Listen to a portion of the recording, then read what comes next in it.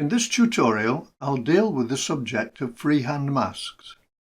As opposed to the default mask shapes, which are inbuilt into the Bezier masking tool, these masks can be drawn onto the screen, allowing virtually unlimited mask shape options.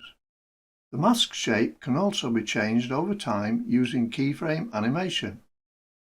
To fully understand freehand masks requires me to go into a great amount of detail. Again, as I said in part 1, I make no apologies for this.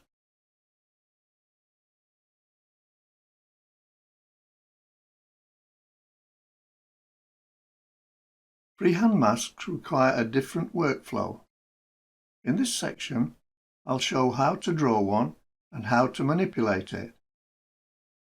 To draw a freehand mask, you need to select the curve option from the Type drop-down list.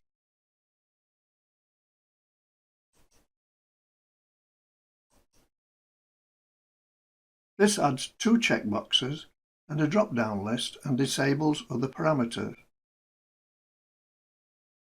The checkbox labelled Edit Mode is enabled by default and allows the mask to be drawn and modified. In its unchecked state, all the parameters available in the other 3 types become available for the curve type.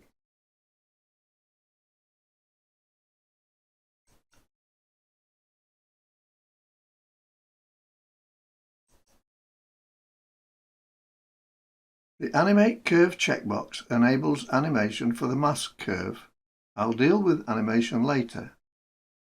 The Edit Tool parameter drop-down list is set at Add by default. This enables the drawing tool, allowing the mask to be drawn.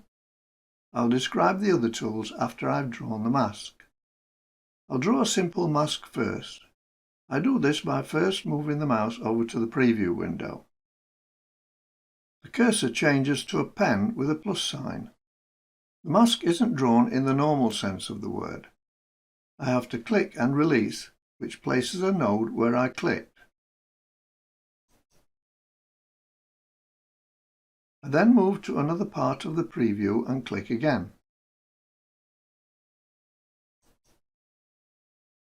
This places another node connected to the first. I can do this until I've finished the basic shape.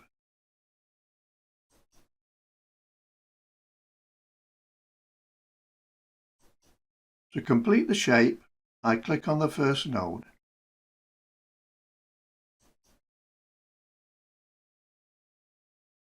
If I'm satisfied with the basic mask shape, I can deselect the Edit Mode checkbox.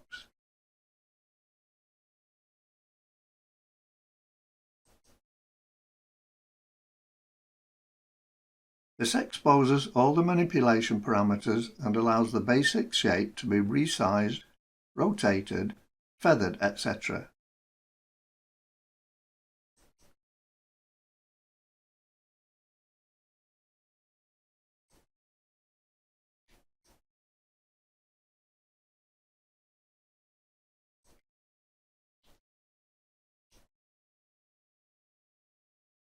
To modify the basic shape further, I need to enter Edit Mode again.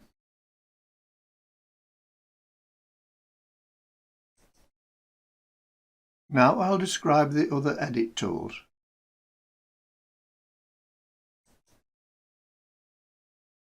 The Normal tool allows you to move the mask while in Edit Mode. Hovering the mouse over the mask changes the cursor into a hand. Use this to move the mask.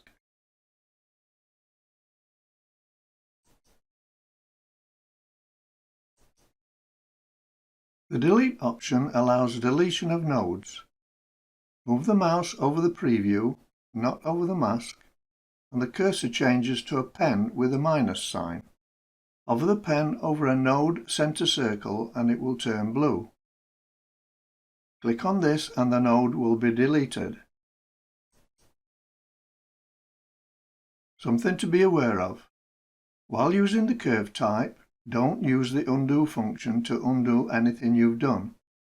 The undo function reverts the mask type to default and you'll lose the work you've already done. I don't know whether this is a bug or accepted behavior.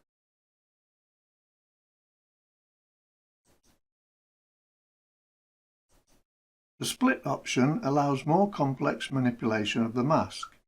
If you hover the mouse over any part of the mask boundary, that part of the boundary will turn blue.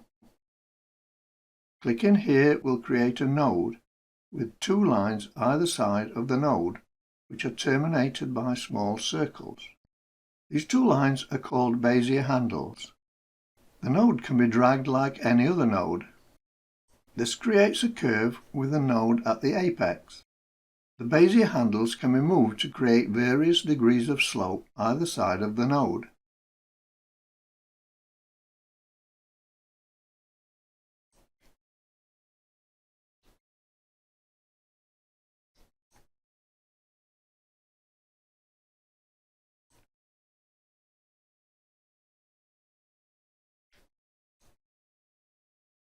The handles move independently by default, but you can get them to move in unison. To do this, change the Edit tool to normal.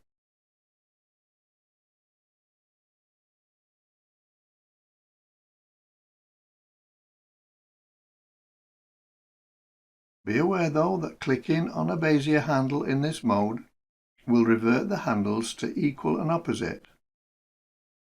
This mode is useful for getting a nice smooth curve into and out of the node.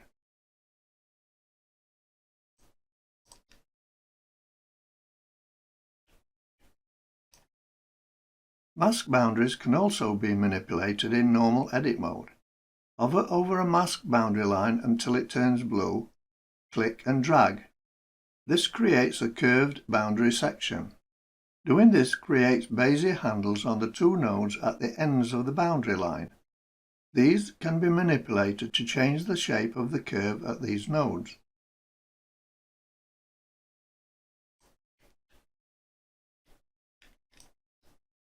If you change the Edit tool to split, you can further manipulate the individual handles.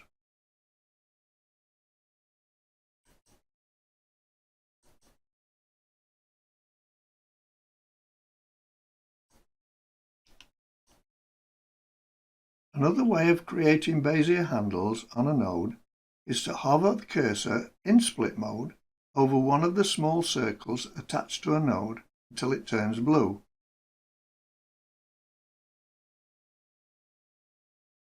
You can then drag to create a Bezier handle. When you've finished editing the mask, deselect the Edit Mode checkbox.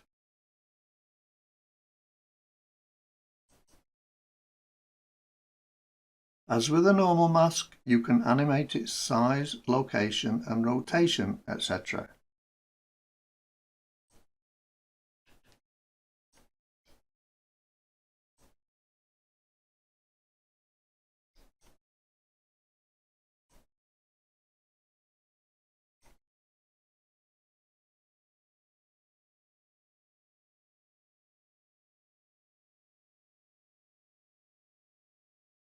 As well as animating the size, rotation and opacity of a freehand mask, it's also possible to animate the mask's shape.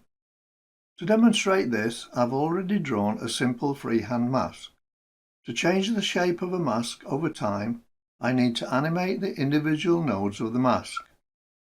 With the mask drawn, I'll exit Edit mode.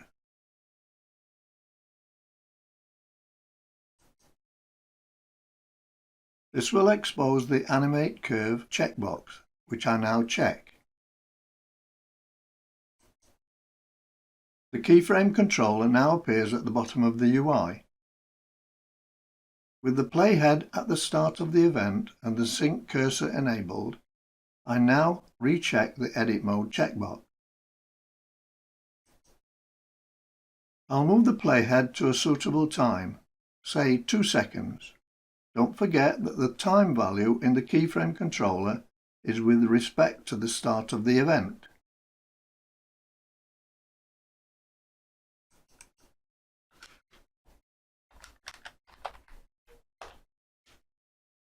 I'll now make a few changes to the mask shape.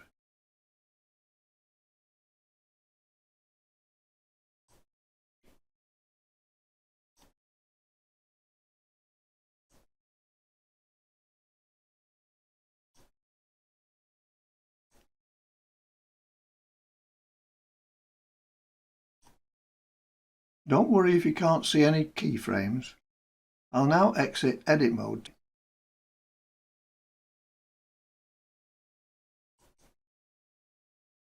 Now the keyframes appear.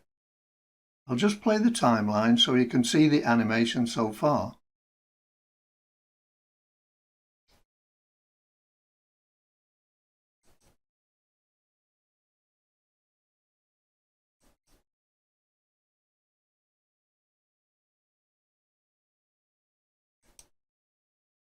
To see it better, I'll exit the Bezier mask in UI and play it again.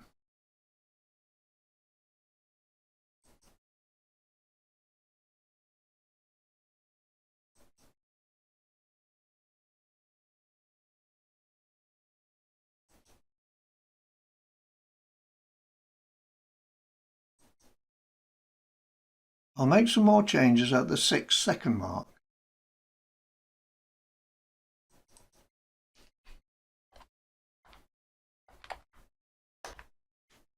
I now need to enter edit mode.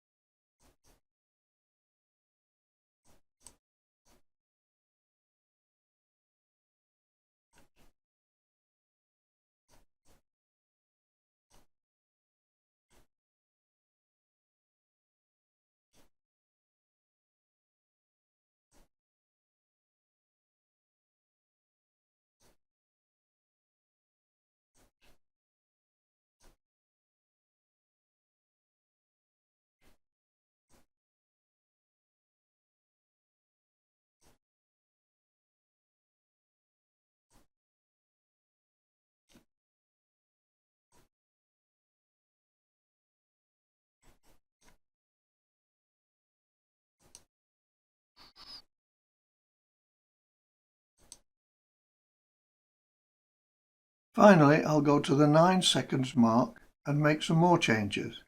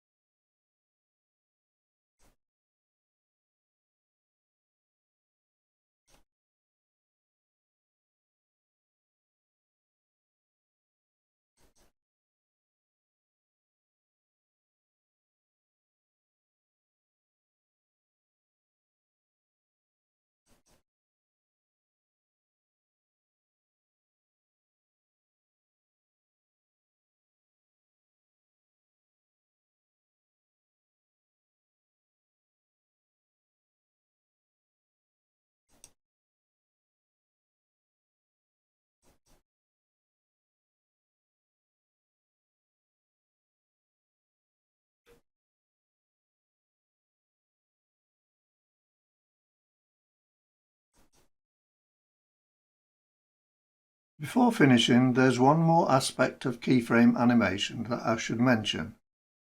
Keyframe interpolation governs the behavior of the mask shape going into the keyframe and exiting the keyframe.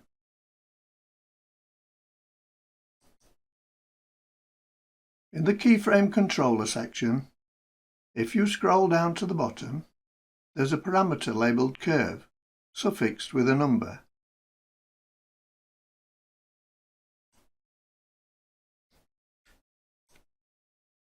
The number is the mask number, in this case number 1. The large diamond shapes on the timeline are the curve keyframes. These keyframes contain all the information regarding the changes to the mask's shape. Right-clicking on one of these keyframes shows, amongst other things, the interpolation modes that can be applied to that keyframe.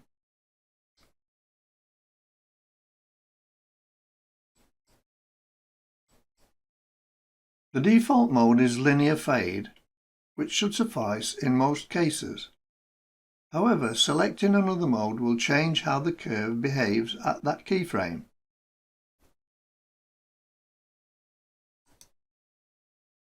Keyframe interpolation is not a subject I can cover in this tutorial. In the next tutorial, I'll deal with motion tracking for masks. If there's enough time in that tutorial, I'll explain keyframe interpolation then. Anyway, thanks for watching. I'd appreciate it if you'd subscribe to my channel if you haven't already done so. Until the next time, bye for now.